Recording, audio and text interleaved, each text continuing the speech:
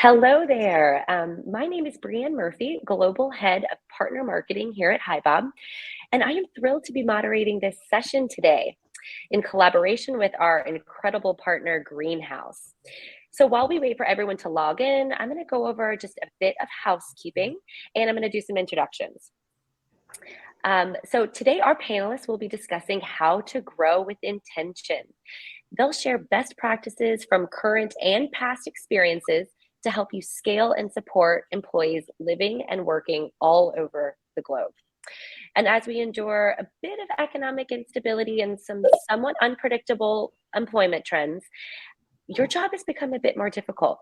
But we know that creating a defined process that breeds successful teams locally and globally begins with attracting the best talent and empowering your employees throughout their lifetime at your organization. So I hope you're excited to hear from our experts. Just a quick note about HiBob if you are tuning in for the first time or aren't as familiar. HiBob is a modern HR platform for modern business.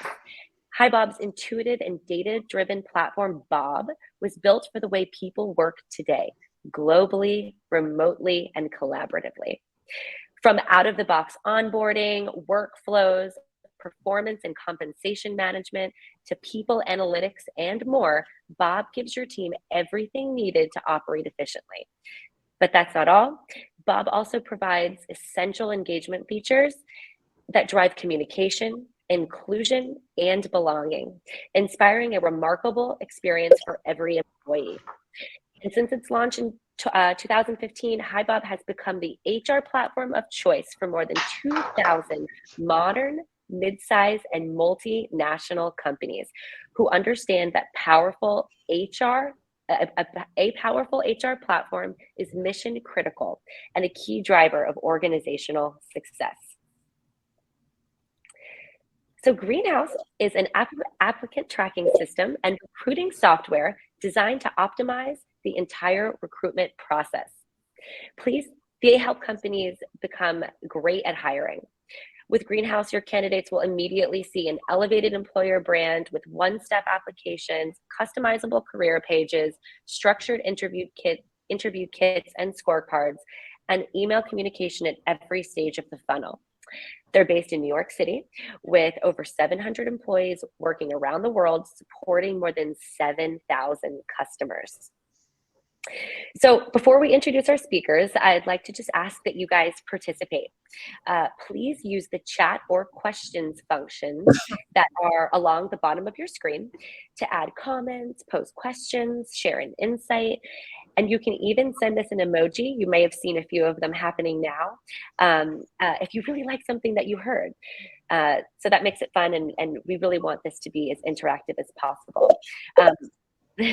We also plan to leave about 5 to 7 minutes at the end of the event for your live questions. So I'm going to be keeping an eye on both of those forums, the chat and questions box. And without further ado, I would like to introduce our speakers. So I'm going to stop sharing my screen now, and we will start with Mike from HiBob. Hi, everyone. Good morning, good afternoon, wherever you are connecting from. My name is Mike Calby. I've been at HiBob since last April, so April of 21. I lead and support our sales engineering efforts at HiBob, meaning pre-sales, solution consulting. There are a couple of different names here.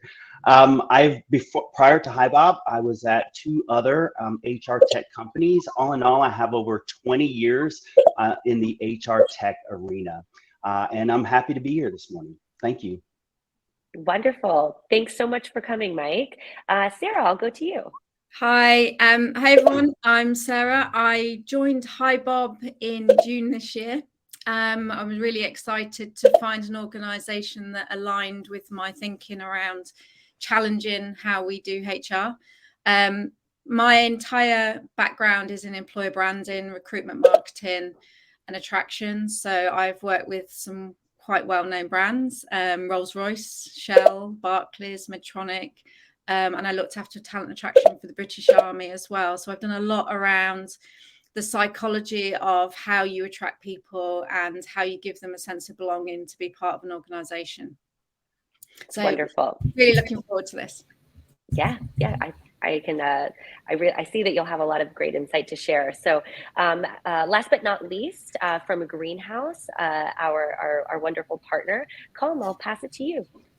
Hi all, my name is Colm McQuinnon and I'm the General Manager of Greenhouse in EMEA. My background is in building and scaling teams, so I've been doing that for the last 20 years, the last 7 of which has been in recruitment and HR tech. So prior to Greenhouse, I was in LinkedIn, and prior to LinkedIn, I was in Oracle and looked after the HR product suite there. Since I've joined Greenhouse, we've created a 100-person organization right now, and working very closely with our partners like HiBob. We've about 480 partners globally, and building the infrastructure to support our customers globally. Incredible. Lots of great experience there. Cool. So let's just go ahead and jump right in. I'm going to pose our first question to the panel, and I think, Colin, we'll start with you. Over the past few years, we've seen employment trends ebb and flow. It can be tough to quickly restructure growth plans. What are you seeing right now, and what do you think we should be prepared for in the back half of this year with regard to hiring? Sure.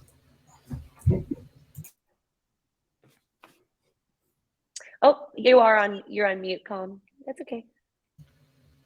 There we go. Am I off mute? Yes, perfect. The joys of technology and Zoom world. Yeah, first of all, I mean, great question is what I'd say. We're seeing a lot out there at the moment, certainly from a candidate experience perspective. Candidates, there's certainly feeling a softening in the market, and when we look at our data, we see a slight reduction in the number of open jobs per company. That's the first thing I would say. But what we're also seeing is it's still a very competitive talent market out there, and that's coming through in candidate sentiment. So, for example, we've recently done a candidate data survey or a candidate experience survey in June.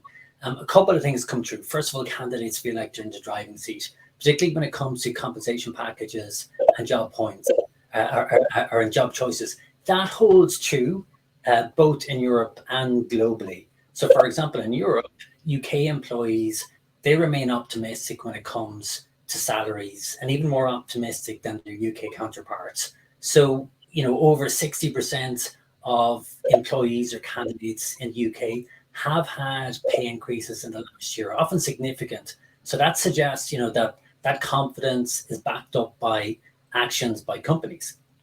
But what also came true in the survey is that if they feel their organization, is doing something that they perceive as bad or negative, that's going to reduce loyalty. So, for example, in our US survey, 86% of candidates believe that they would leave if comp was cut, and 86% report a drop in loyalty, when a company announces a freeze or layoff.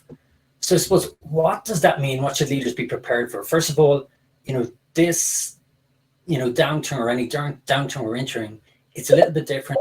We're entering it in a position of full employment. Then leaders have many cards to play before considering layoffs. So, if, in that scenario, employee loyalty, engagement drops when you make cuts, and anecdotally, you're going to lose more than you lay off because of reduction in loyalty. So, our guidance will be leaders need to be careful with both their decisions and particularly their messaging. And then we've all been through COVID, and I think some learnings from there, where there's been significant cuts, is just remember how hard it was to build back, the recruitment function back up, and also the knock-on impact that has on your ability to grow engineering teams, your product roadmaps, and so forth. So, you've got to be careful that you don't come out of this on the back foot, because there's the potential that we bounce back quite quickly. Companies need to be prepared for that. And lastly, then, so what do we do? Well, recruiters have been really busy, for the last year and a half. This breather gives the recruitment team the opportunity to meaningfully invest in their hiring strategies in preparation for ramping up again, because all of these moments are cyclical. Lots of incredible insight there. Sarah, I don't know if you have any comments or, yeah. Yeah, I think from my perspective, obviously looking outwards into the market from a talent attraction perspective, there's definitely a reduction in people actually proactively applying for new opportunities. We're seeing that we can utilize a lot of the traditional ways of reaching candidates, and they're just not effective. You know, I've seen quite a number of articles around job boards being dead. But I think that's because everybody has had such a rough couple of years. They're not looking to move unless something is presented to them in a way that's interesting to them at the time and in the space they are. We've been through this whole great resignation, and I think actually now we're in the place where people are starting to really think about, what's this employer doing for me? And I think what's really interesting for me is when I am reaching out to candidates and we're doing a lot more proactive sourcing, the candidates are asking questions they haven't asked before. They are asking around the hybrid policies. They're asking about the work from home. They're asking around, actually, you've been through a period of hyper growth, are you looking to restructure? So they are asking more strategic questions around their future as well, which I think is really interesting. And on top of that, what we also see is that good candidates are being counter-offered. The employers are realizing that actually to keep them, they've got to match the package they're being offered externally, because they recognize that it's harder to then replace that talent, and that lost knowledge is critical to the businesses. So you've got to have a really strong proposition and a really good offer in order to get to the candidates now, and like I say, be in their space rather than waiting for them to actively apply for roles. I think there was a common thread there. So yeah, I completely agree. Really appreciate your insight. That's great. And we've got some questions coming in, so we're gonna come back to those towards the end. I'm gonna jump to the next question, and Mike, we'll start with you. What are key considerations that an organization should consider when building teams locally versus globally? And I know for you manage teams all over the world, so would love to hear your perspective there. Yeah, there's two themes that I look at constantly, and that is really on the support and the mentoring side. And what I mean by that is, when you look at teams locally versus globally, what's the support that you'll be able to provide them? How are you going to mentor and lead them out from afar? What's the connection that you need to have there? And so when I say connection, I'm thinking real engagement, because when there's a lack of real engagement, employees may feel that they're not challenged enough. They may have ineffective colleagues. It's hard for them to deal with conflict. Maybe they lack direction. And when there's no meaningful contact, communication from the wider organizations, those teams, those individuals may feel, in a sense, unloved, disconnected. What can they help, do to contribute to the team? And it's critical that these teams not only have lots of contact, lots of connection, but they should be varied communication, purposeful, and what I would say nurturing from the wider organization. So in my experience, those are the two things that I look at constantly, even now. So not just hiring across the globe, but how am I supporting the current members of my team? How are they continuing to be mentored, and how am I leveraging them to help mentor everyone else on the team? Incredible. It sounds like you're a great manager. Colm, I'll toss that to you as well. Key considerations that an organization should consider when building teams locally versus globally. Yeah, I mean, first of all, in the hybrid world, I think to some extent local and global sort of blend. And it seems like to me, that hybrid and distributed work, it's working for a lot of people, and that's important that we're aware of. So, for example, in Greenhouse, of our last 17 hires, I think 15 are distributed, and there's no way they're going back to an office anytime soon. So that means that we're operating in a different dynamic, and it gives companies the opportunity to be strategic where they find talent. So for me, I think that opportunity is that you can tap into different talent pools, both in your own country and internationally, and that allows companies to be far more diverse, which is massive. From a culture perspective, and from a longer term organizational growth perspective, companies that are more diverse, they do much better than monoculture companies.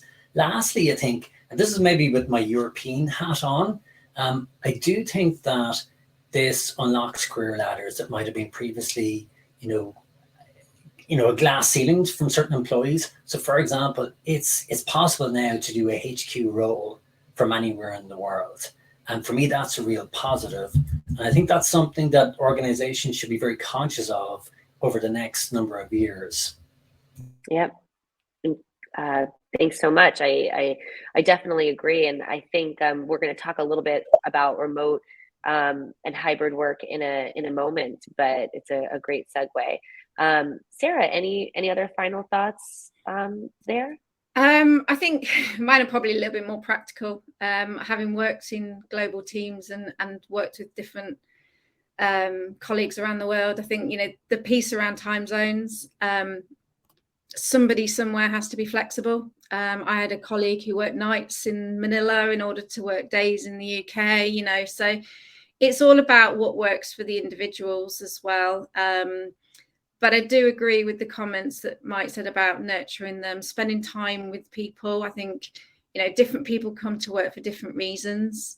Some people need to have connections. And I think particularly when you don't have perhaps a large family around you, when you're an individual in your own property, actually having the connection is even more important. And with the global, video calls, going from one video call to the next video call makes it a lot harder to nurture those relationships. So actually spending conscious time speaking to people, understanding their motivations, and ideally having an offsite, really getting to connect with people, I think is really important in order to set the team up for success. Yep.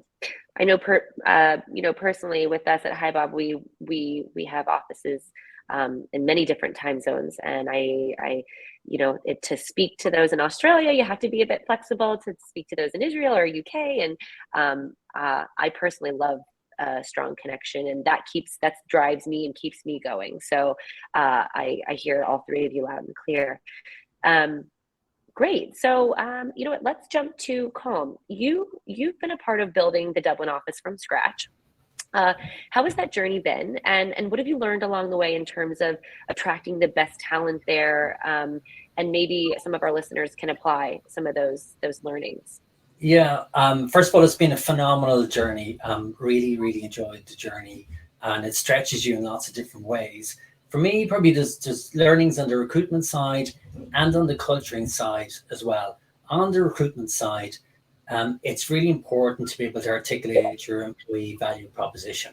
So, for example, when we opened the EMEA office, we recognized that the opportunity to be one of the first 10 employees was different than employee 250 or 1,000. So we made sure that we could clearly articulate that to candidates and to potential candidates. And what we got from that is, guess what? When you write your job spec with what's in it from the candidate, you get a much better response rate. So that was the first thing, be clear in your employee value proposition. The second thing is around candidate experience. For us, what we did was we crafted an incredible candidate experience. And again, candidates then, they knew we cared more, that the jobs were important. And what was interesting from that was, we had silver medalists, and we all have silver medalists for roles. We hired those later on, when subsequent roles opened up. So that improved our time to hire and massively, but it all came back to the candidate experience. And then the last thing is, we're prepared to take some risks. And that was things like, when I was interviewing people, I'd pull up my strategy deck. We'd have two-way communication on what the strategy was. So real open communication. And I suppose when you combine all of that, it meant that our offer rejection rate in the first 2 years was less than 5%. So that was massive from a recruiting perspective. Then from a culture perspective, there's a couple of things there. The first thing is, both I and my peers, or my first hires, we spent a bit of time in HQ learning the culture and values. That was really important. We also brought a landing team over in the first 6 months, and we rotated then various people from, other geographies into EMEA so that, you know, we could learn the nuances that came with our culture and values. But then we also, you know, engage the company around, you know, what's our local culture, our local moments as well. And then I suppose one of the hardest things was to figure out, okay, you know, how do D&I goals differ from one region to another? Because every region, every country has its own unique history. And that took a little bit of time. You know, we had to work through that. But for me, I suppose all these cultural differences, it's just important to give it that time so that everybody in the organization sort of has the opportunity to get to the same page, the same level on all of this type of stuff. Yeah, I really love the part about going to HQ and trying to really absorb what's valuable there and what the goals are, and then kind of bring it home and hope that you can help everyone else embody that and stay connected and close to it. So yeah, that sounds great. And then I guess you kind of touched on it as far as being inclusive of culture and values. That's really strong. So thank you. And then, so we're in two growing organizations here. Has it been hard growing a team while still operating remote or hybrid? I think we talked on that a bit, but maybe we can hear also from Sarah and Mike on that, the aspect of building trust and real connection with your employees, assuming it's probably been more challenging. I think we've said that. So any best practices there? And I'm seeing some chat comments as well saying they're having a hard time in different markets, particularly certain ones. And if you have any experience or perspective you want to share there. Sarah, we'll go first. Great. So I think, you know, in terms of the markets where we're struggling, I can answer that question first, if that's easier. Sure, so, sure. You know, we've seen in multiple organizations I've worked for, Germany is a particularly challenging market.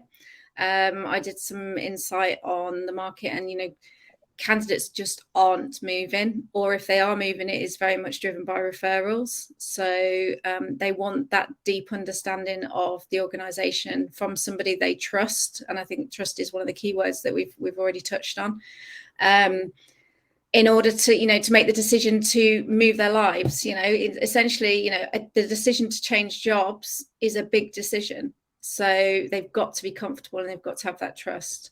And I think moving in a virtual world is a very different way of moving roles. You know, it's not like you go into an office, you get a feel for it. So you have to build that proposition even more strongly.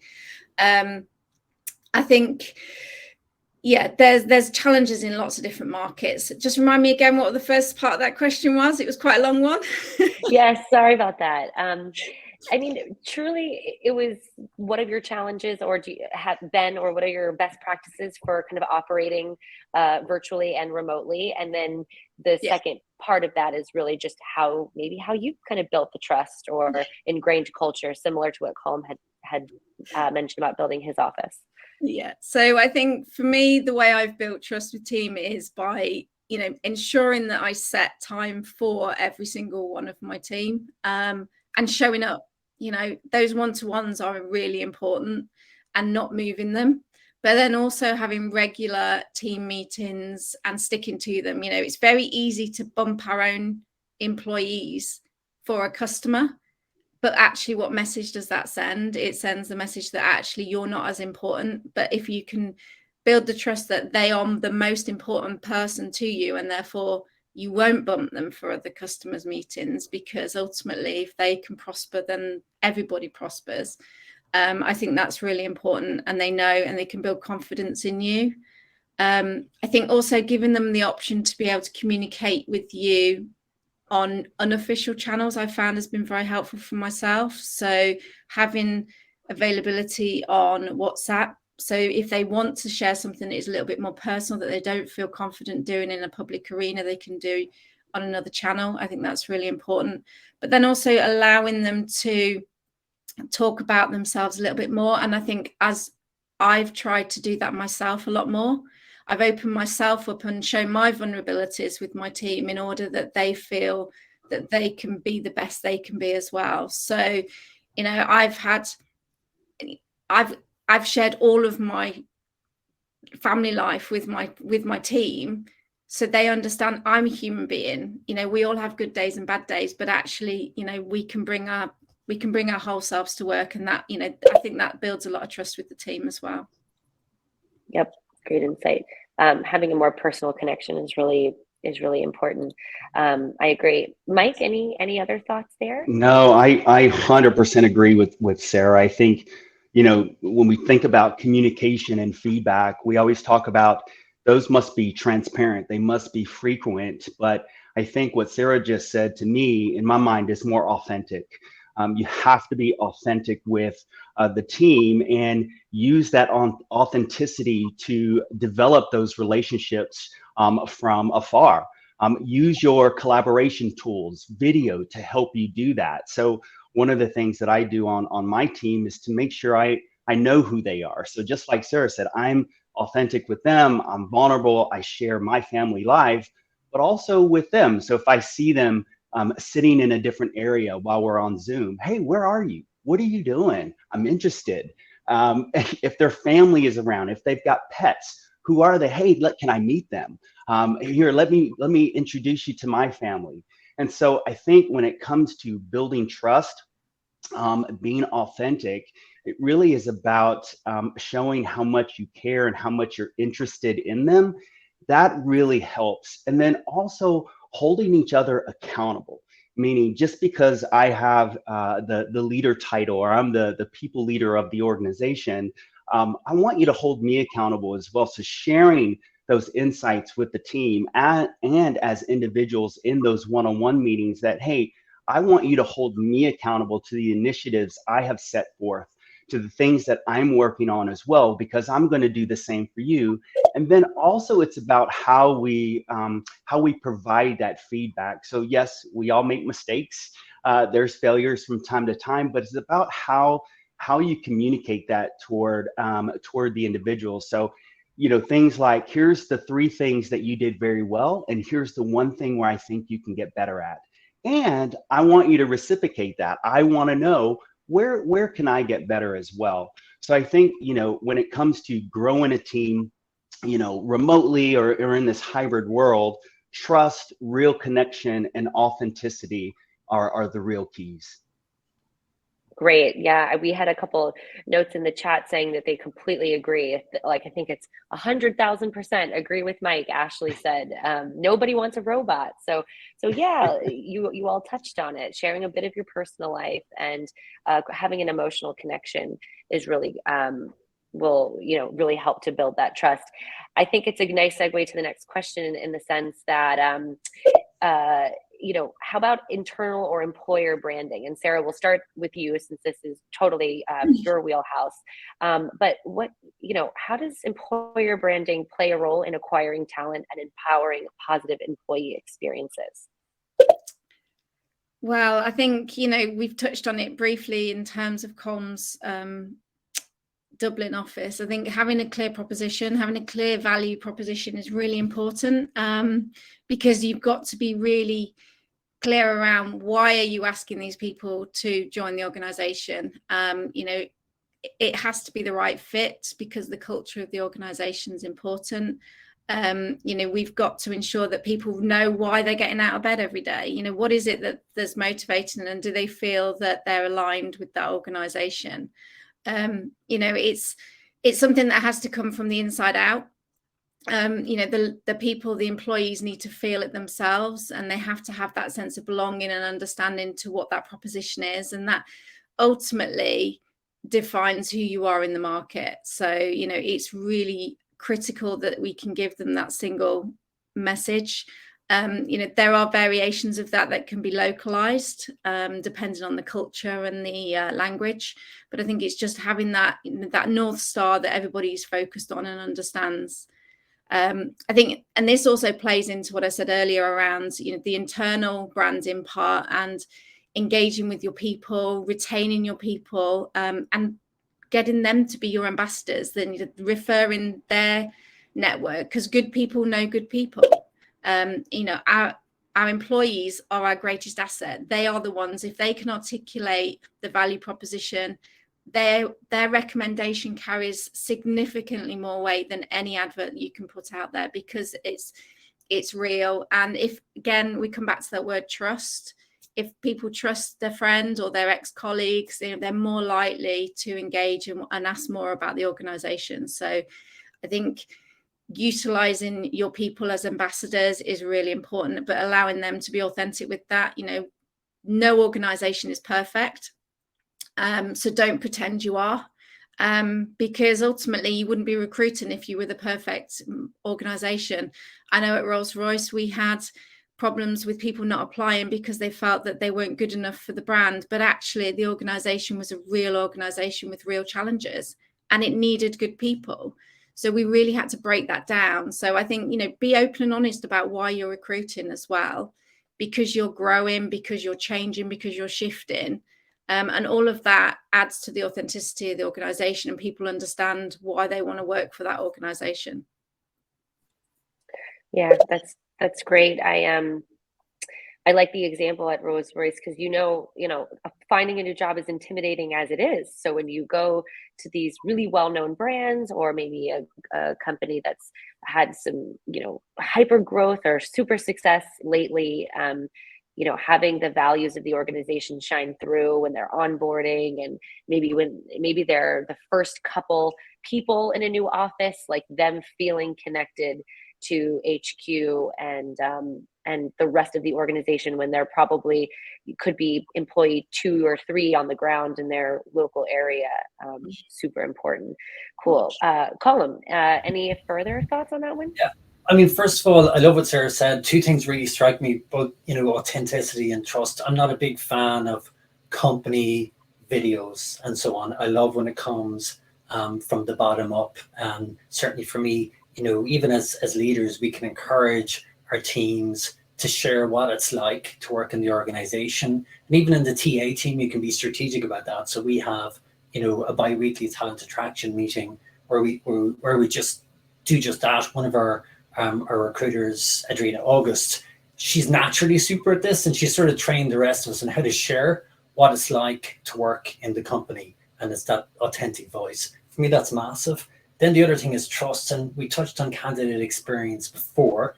You can burn a load of money on talent brands and, by just bad candidate experience. So to me, that means, building trust in that regard means people rock up structured, prepared for interviews, ask more questions, give good feedback, and so on.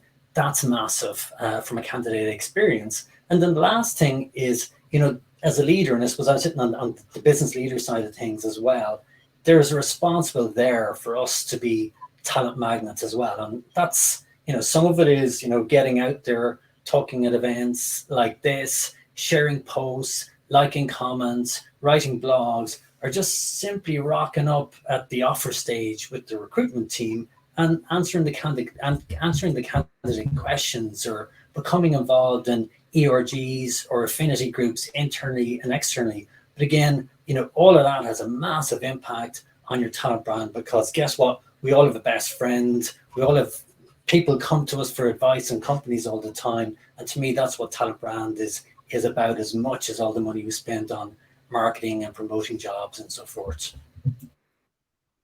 Great. No, I really appreciate that. I couldn't agree more. Mike, I don't know if you have any final thoughts on that question, or? Yeah, no, I think brand is huge, right? I mean, let's face it, candidates already have an idea of who you are before the first conversation, right? With a simple Google search, they can find the good, the bad, the not so good. They see all of that. And also employees, they know where those challenges are. So, when, a good brand to get everybody on board with why we're here, what we're doing, and we're going to do this together, employees are more engaged. They're more motivated. Like Colm said, from a candidate perspective or recruiting, it's going to reduce costs and time, because everyone becomes those brand ambassadors, helping you bring the people that they like to work with in the past over to the company as well. And last, I just think, your reputation matters. It really, really matters a lot. It's very significant. And I think about, as individuals, integrity and character can take you a lifetime to build, but one falter and everything is done, right? It's a mistake, and you're building that again. And I affectionately like to call our brand our street cred, because what people see out on the street, that's what they perceive is your brand. And so I think your brand is very, very huge, internal and externally. Great. No, thanks so much for the perspectives from all three of you. I think, yes, sometimes it's easy to feel like a small fish in a big pond, even if you are a relatively small organization. If you're spread over the world, different time zones, and there's a lot going on internally. Feeling close to that brand, it all kind of circles back, to the connectivity and the authenticity and how the employer kind of is able to share that with their employees. Cool. Okay, so I think we'll have just a couple more, and then we'll go into the Q&A, because we've got some really great questions that came through from our live audience. But let's touch on this. What are some ways to develop and retain talent while the business is learning to scale in a leaner way, making it difficult sometimes to prioritize engagement and learning and development, and maybe some of the culture initiatives when, again, you're operating a bit leaner? Mike, maybe I will come back and start with you. Oh, you're on mute. Sorry. It's okay. Can you repeat that? I'm sorry, Brianne. Sure, no, it's okay. It's okay. So what are some of the ways to develop and retain talent whilst the business is learning to scale in a lean way? So, traditional culture initiatives and learning and development, it's difficult to prioritize when you're scaling lean, more lean. So any best practices there? Yeah, I think, for me, in my experience, you have to build a culture of learning, and you have to do it together. You have to build together. And so, no matter if, you've been on the team for quite some time, no matter if you're a new hire onto the team, you have to instill the learning together and building together, theme throughout everyone. Everyone has a role to play, and everyone needs to know how their roles affect the other roles on the team. And what are our goals at the end? I think you also have to encourage and support their strengths. So what are they good at? How can you leverage that? One example is, I have someone on my team who came from the cybersecurity space. This is what this person is very, very good at. This is what they're passionate about. And so this person is more of the liaison on our team now, between our team and our CISO and our InfoSec teams. This one person is the one who helps us level up on our knowledge on cybersecurity and what's important. This person also helps us with our conversations with our customers, because the one thing that I love about my job is I get to help customers solve problems. And so again, helping to encourage and support strengths of each individual on the team is key, and then encourage everyone to lead.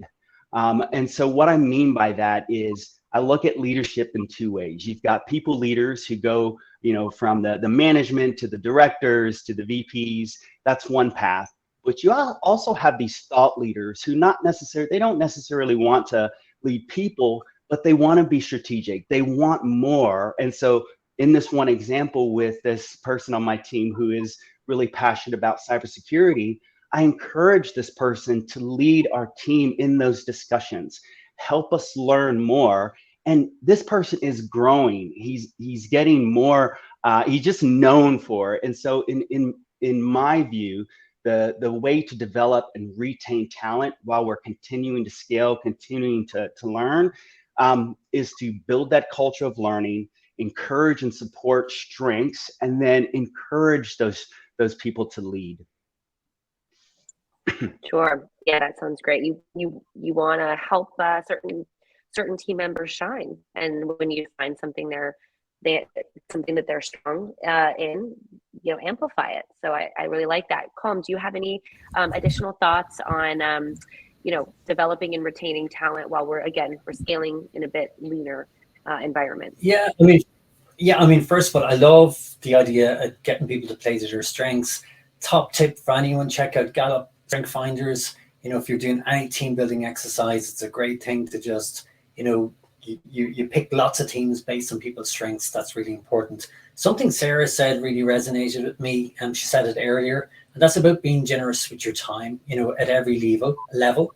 And it involves, that culture of weekly one-to-ones, coaching sessions, but then, bringing that on to quarterly development conversations with team members focused on career ladders.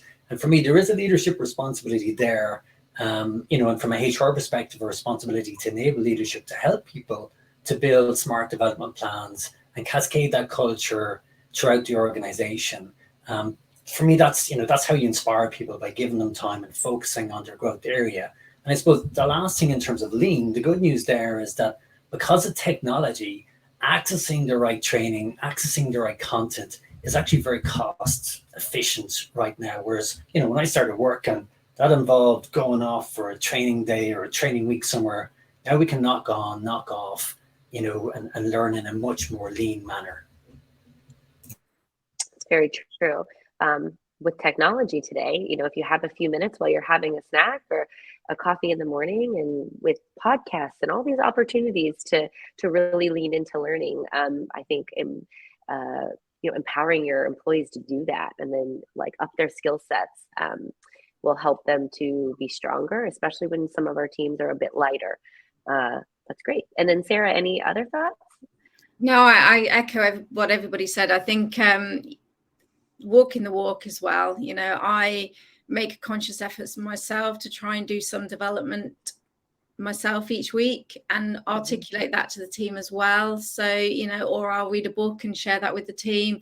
So I'm demonstrating as well that I am as well. I need to develop as well, and I will continue on that journey. So it isn't something that is just on the team, it's on myself as well. Yep. That's the only thing I would add. Yeah, that's great. It's inspiring when your leaders are learning, then it makes you want to learn too. So that's awesome. All right, last question I have before we pull a couple from the audience. How can modern technology support global growth efforts? Colm, I'll go to you first. Modern technology. Sure. Yeah, if I can work modern technology, get my mute going. So yeah, for me, look, it's a really, I'll take it from a hiring perspective, given our lens. It's a very competitive market out there. And for me, it's important that your hiring stack then is set, it's set up to success, or for you to scale successfully. I mean, to me, there's a couple of prerequisites. I mean, ultimately, the technology should be helping you improve the candidate experience and the hiring manager experience. Both are very, very important, because, if you can give a better experience, particularly to candidates, I think you can beat the Googles and the Facebooks and much bigger, larger organizations, on candidate experience alone. So that's the first thing. The second thing is, you need to be able to help your TA team identify, attract, nurture the right candidates. Particularly at the moment, nurture becomes important because, you might be longer making your hiring decisions. So for me, that's really important. The other thing is, we spoke about trust, providing software that helps you make fair decisions, so that your interviewers rock up, they're prepared, they ask smart questions. And then when you get to, that, calibration meeting, at that point, you have criteria at which you can, look at candidates side by side and so forth. And then the last thing is, it's a continuous improvement process. So, you should be looking, particularly at the moment, where you have a bit more time, figuring out how you can iterate, improve the hiring process, because ultimately the goal is to make your organization best at hiring. And then the last thing, I suppose, in the context of our partnership with HiBob, technology changes really quickly. So you should be looking for a system that's very open, that integrates with whatever assessment centers that you want to use. That's really important. And therefore, our relationship with HiBob and lots of other organizations is really critical, because it gives that end-to-end capability for a customer to use best of breed technologies. Incredible. Love that. Thanks so much. Mike, from the HiBob lens, I'll throw it over to you. Yeah, no, I agree with Colm. I think, you know, he said it best. In my mind, modern technology supports other modern technologies. Being able to put together a flexible, you know, tech stack, being able to maneuver really easy in and out of this stack. And it comes down to the experience and the engagement. They're just better together.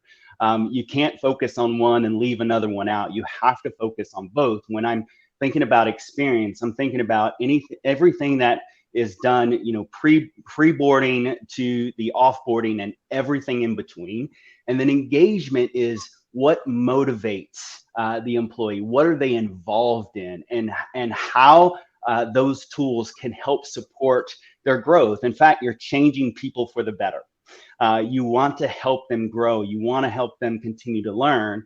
And so you have both the experience and the engagement, and they have to go together. So I agree. It's the modern technology supporting other modern technologies. Great.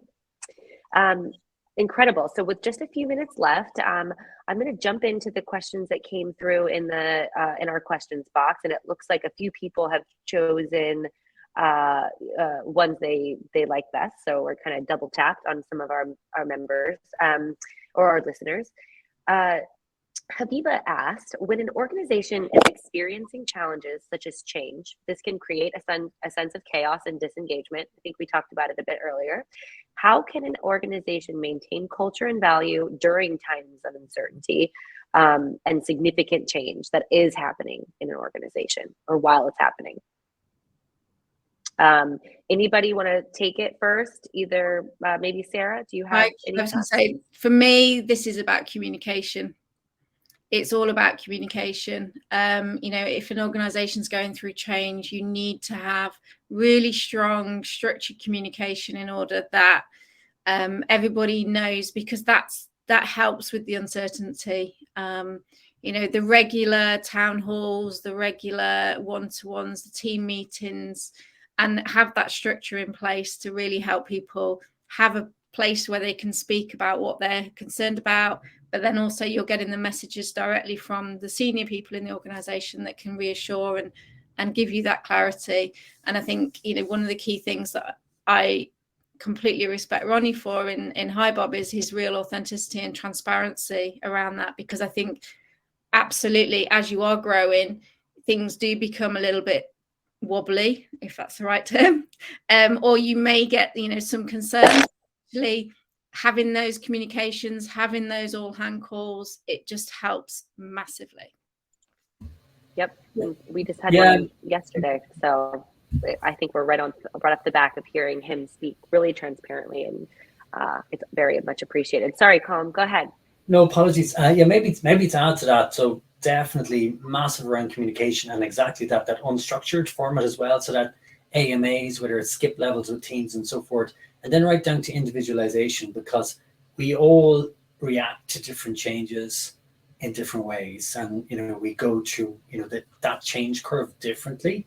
I think it's important to have those conversations, but even before the conversations, you know, Google is great. You know, you can Google, okay, how to react, you know, if somebody's in a different part of the change curve, like what behaviors should you exhibit? So you're not coming in and just telling people that the world is awesome, where they, in their heads, they're not in an awesome place. So for me, I think that individualization and prep before conversations, so that your head is in the right place, talking to people as well, that's really important. Agreed. Yeah, any other thoughts there? I would say just to piggyback off Colm, the individualization for me is key. So yes, we had an all hands call yesterday at HiBob, but I'm also calling the individual contributors on my team. How are they feeling? What's going on in their world? What are they, you know, being concerned about? And that way, you're still opening those lines of communication. You're being transparent on what you know and why the decisions the company has made thus far, of, you know, what we've done and where we're going. That way you have a sense of what they're doing, because like Colm said, I do have individuals on my team that take change better than other individuals, and I know who they are. And so this is where that nurturing comes in as a people leader, in listening to understand and then helping them through the change and maneuver that. And then going back and what I like to call trust but verify, trusting that they've received the message, that they're going to continue to engage, continue to work, but verify those things are being done as well. Not to just, you know, check on their work and make sure that they're doing it, but make sure that they're still engaged, that they still know why change is happening and where we're going as a company. Great. I really appreciate that. Sounds good. You know, I think we'll do one more. And I will say a few people liked this one. Colm, I think they want to know where to get the survey results that you spoke of way in the beginning. You ran some surveys, so if that's published anywhere, maybe we can send it out after, or if you want to let them know where to go. Definitely, I would imagine it's on the we normally publish this stuff pretty quickly. So if you go into Greenhouse, if you Google Greenhouse software blog, it should be there. In our news feed, there should be press releases as well with it, but I can also share it with the Bob team for a follow-up as well. Great. Okay, and then this will be our last true question. It's about pay. So we had a few people like this one from Olivia. With offers getting more and more competitive, how can smaller businesses or startups best compete with companies that have those bigger people budgets? I don't know, Sarah, if this is kind of in your wheelhouse a bit, or if you have some thoughts. Yeah, I do have some thoughts. I think it comes down to individualization, as they were talking about earlier. You know, what's motivating people to go to work? Think about other talent pools that you could potentially tap into, you know, returners, mothers, part-time workers, or just don't think about the traditional routes for talent. You know, there's a lot of people that just want to work on projects. So you could perhaps create projects that people come in and deliver and then move on, particularly with the latest generation. They're more task focused, so they're not looking for a job or a career. You know, think around what a full-time job was traditionally and break it apart and see how you could be more agile in your market and be different. I think incredible. That's really good. Sometimes, you know, when I feel like in the past I've seen postings and it's a bit intimidating looking at the job description. Sometimes you feel like, oh, this person could actually be running the company. But when you get on the phone and you make it more individualized and show them, again, the values of the company, really connect on a personal level, maybe they will be more excited to work for a company that seems to care and match what they're looking for. So breaking it down, I really liked that point. Colm or Mike, any other thoughts on that last question? Yeah, I mean, for me, a couple of things. It's really important to benchmark external data in terms of what is fair pay and have a percentile that you match as a strategy, and that should be pretty consistent. But then to Sarah's point, it's not just money. Lots of people are very purpose orientated. So for example, you know, if I take us, you know, there are engineers that we hire that could get paid more in, you know, some of the massive tech companies. The reality is, you know, that they're bought into the idea that fixing hiring, making hiring more fair and equitable, giving people from underrepresented groups a fairer chance at getting the right jobs, that there are problems worth solving for. So I do think it's important that you can articulate, you know, your purpose, what you're about, what you stand for, because people buy into that as well. Appreciate that. Yes. Okay. Well, does anyone have any other comments? I think we're about 5 minutes till the hour. It was really strong. Very much appreciate everyone's insights. I think we could take a lot from this. It is recorded. We're going to send out the recording to everyone who participated. And if you have a friend or a colleague or a contact that you would like to send this to and wasn't able to attend live today, you're going to get, you can feel free to send that on-demand link out once you get it later today, or at the latest early tomorrow, depending on where you're sitting right now. So yeah, I want to thank Greenhouse for helping us bring this to life, and all three of our speakers, Mike, Sarah, and Colm, for just really, really great participation. And I want to thank everyone who tuned in and posed great questions. I'm going to download the chat as well as the other questions that came in. So we'll try to get back to you individually. And please feel free to reach out to either HiBob or Greenhouse with further questions. But we're really glad to have had you today. Cool. Okay, I'm gonna sign us off. I hope you all have a wonderful rest of your day, and thanks so much. Thanks all. Thank you. Thanks all. Have a lovely day. Bye. Thank you. Bye. Yep. Bye.